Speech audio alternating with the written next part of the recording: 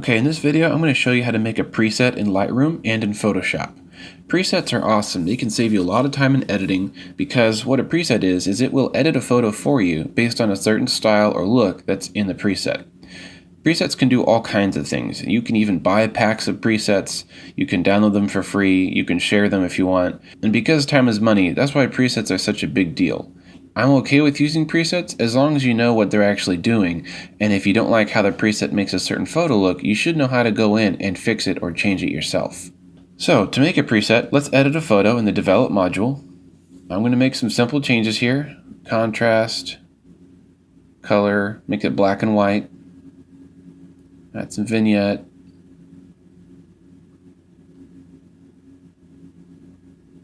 there we go. Alright.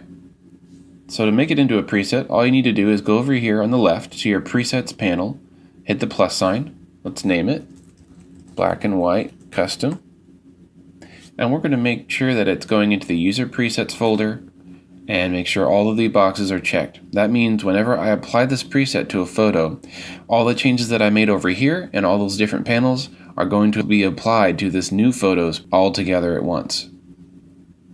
So if you have a photo that's already edited and if you apply a preset, it's going to override all of these areas in the photo. I'm going to show you after this how to make a different preset that won't override all of your settings. Alright, so let's click Create. Here we have it over here, black and white custom. Let's go to a new photo that hasn't been edited.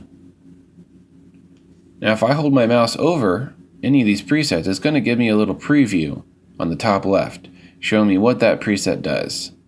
Alright, so let's apply black and white custom.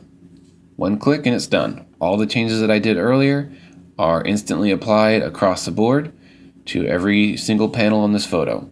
So what if we don't want to change every single aspect of a photo, but just one of them? I'll show you how to do that. Let's edit a new photo that hasn't been touched. Now, I only want to give a matte film effect to this preset. I don't want it to change everything because maybe my photos are already edited and finished, but I do want to apply a certain look to all of them at the end. So I'm going to do this curve trick over here. This brings up the blackest point of the photo to being not black, to actually being kind of a neutral gray. This is called matte or film effect. So I like this and I don't want it to change any of this stuff or any of the colors or add vignette or anything else, just curves. So I'm going to do plus, I'm going to name this matte film, and instead of having all of my boxes checked, I'm going to do check none, but then I'm going to only check the tone curve, which is what this curves over here is. So when I apply this preset, it's only going to change the tone curve area of that photo. And create, and here it is right over here. Alright, so I'm going to go to a new photo that hasn't been edited. I'm actually going to do some changes to it.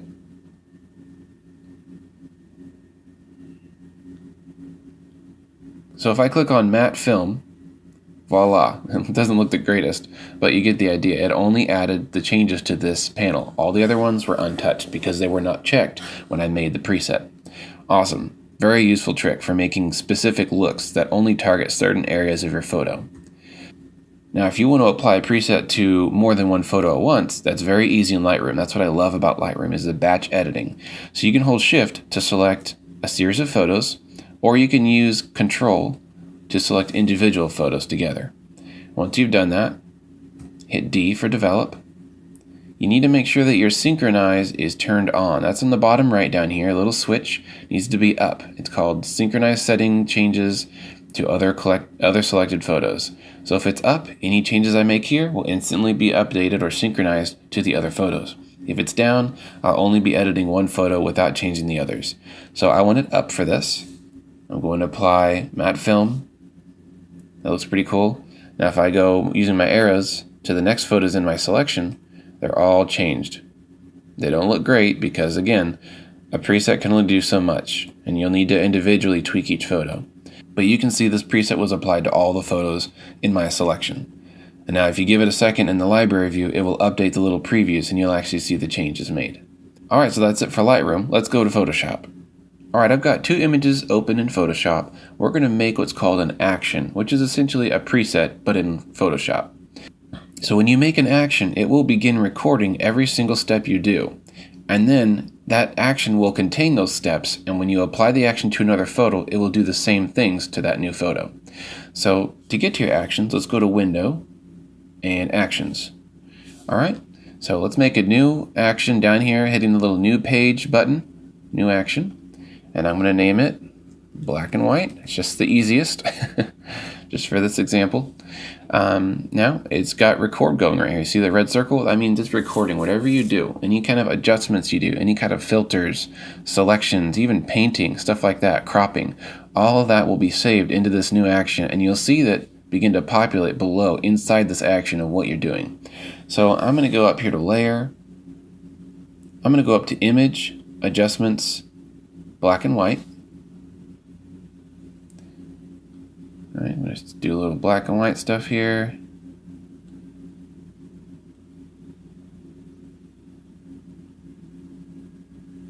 I'm going to add some curves just like we did in Lightroom. Control M.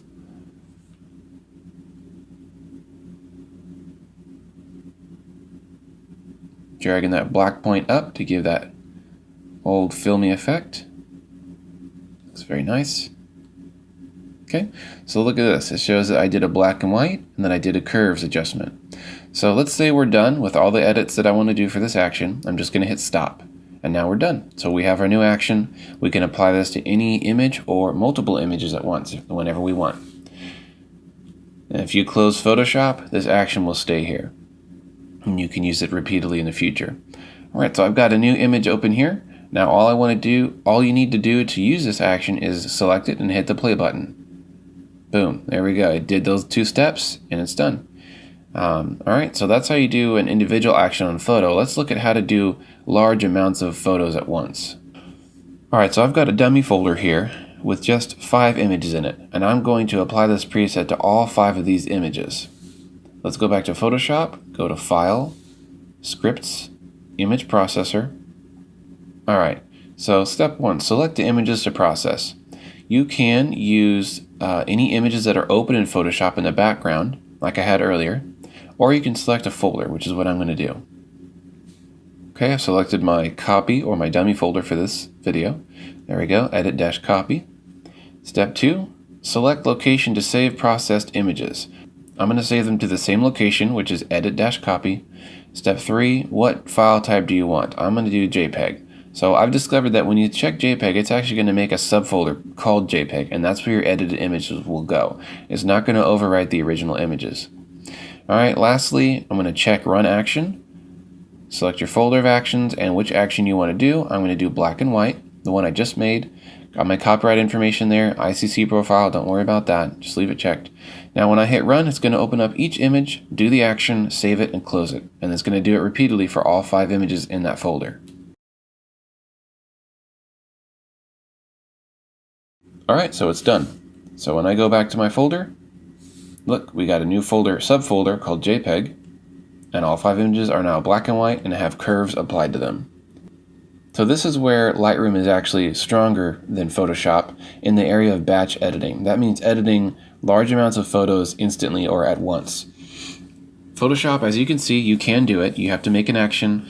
You have to use the image processor to select all those photos either that are open in Photoshop or do a whole folder, but it's actually kind of slow. And one time I did a large amount of photos for a wedding and my computer pretty much just froze and became unusable while it worked through all these photos, and that just wasn't very user-friendly. But then again, Photoshop can also do a lot of things that Lightroom can't, so that's the benefit to Photoshop. And people use actions actually to do all kinds of things, like prepare certain images for print. You can use it to add a logo. You can use actions to add layers and do special effects, which is again something that Lightroom cannot do. So every program has their benefits, but it's good to learn them so that you can know when to use each program and to use certain tools like actions or presets to save you time. Because in the professional world, time is money. All right, well that's it. I hope you learned something great. Thanks for watching.